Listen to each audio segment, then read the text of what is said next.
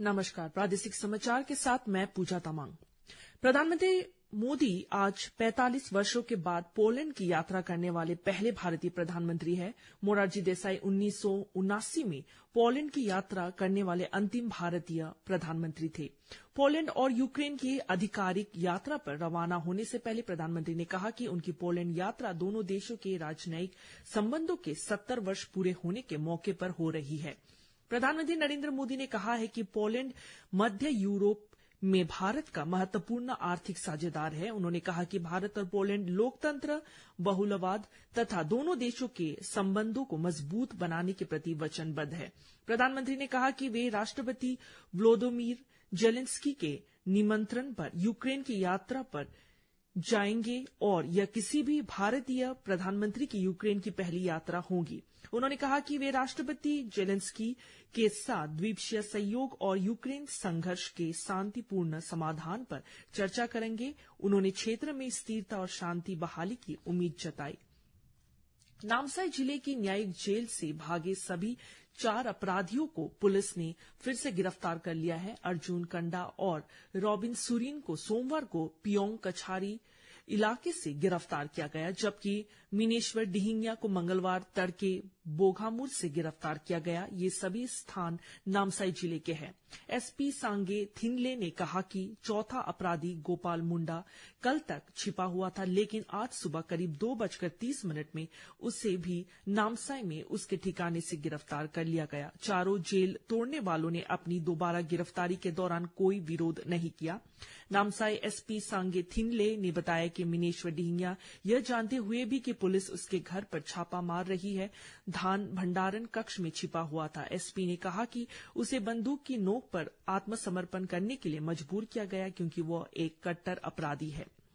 Supreme court ने कोलकाता बलात्कार और हत्या पीड़िता के नाम, फोटो और वीडियो क्लिप के किसी भी संदर्भ को सभी सोशल मीडिया प्लेटफॉर्म से तत्काल हटाने का आदेश दिया है। भारत के मुख्य न्यायाधीश डीवाई चंद्रचूड़ की अगुवाई वाली पीठ ने कोलकाता के आरजीकर अस्पताल में एक डॉक्टर के कथित बलात्कार और हत्या के मामले की सुनवाई करते हुए यह निर्देश दिया।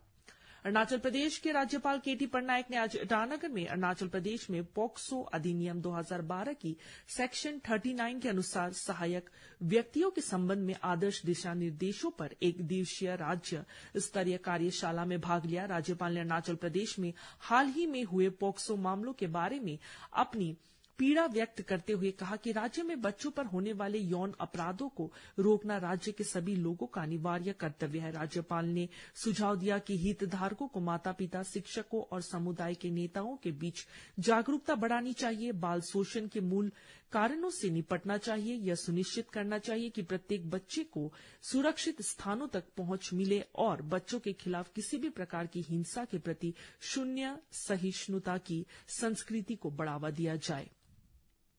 पीएचई और जल आपूर्ति मंत्री मामा नातुंग ने मंगलवार को केंद्रीय जल शक्ति मंत्री सीआर पाटिल से उनके कार्यालय में मुलाकात की और उनसे जल जीवन मिशन के तहत भारत सरकार के 457.59 करोड़ रुपए के लंबित हिस्से को जारी करने का आग्रह किया।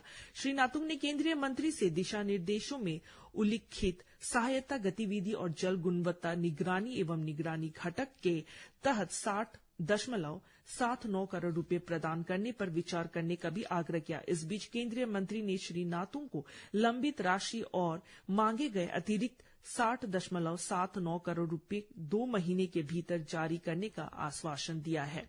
यात्रा के दौरान श्री नातुंग के साथ विधायक इलिंग तलांग, पीएचई और डब्ल्यूएस आयुक्त पवन कुमार सेन भी थे। रक्षा मंत्री राजनाथ सिंह शुक्रवार से 4 दिन के अमेरिका दौरे पर रहेंगे। यात्रा के दौरान श्री सिंह अपने अमेरिकी समकक्ष लॉयड ऑस्टिन के साथ द्वीपक्षीय बैठक करेंगे। रक्षा मंत्रालय ने कहा है कि यह यात्रा भारत अमेरिका संबंधों में प्रगति और कई स्तरों पर बढ़ रहे रक्षा संबंधों की पृष्ठभूमि में हो रही है। इस यात्रा से भारत अमेरिका व्यापक वैश्विक रणनीतिक साझेदारी के और घनिष्ठ तथा व्यापक बनने की संभावना है। श्री सिंह अमेरिका के रक्षा उद्योग जगत के साथ रक्षा सहयोग पर एक उच्च स्तरीय गोलमेज बैठक की अध्यक्षता करेंगे। यात्रा के दौरान वह भारतीय समुदाय के साथ भी बातचीत करेंगे। इसी के साथ ही समाचार बुलेटिन समाप्त हुआ। नमस्कार।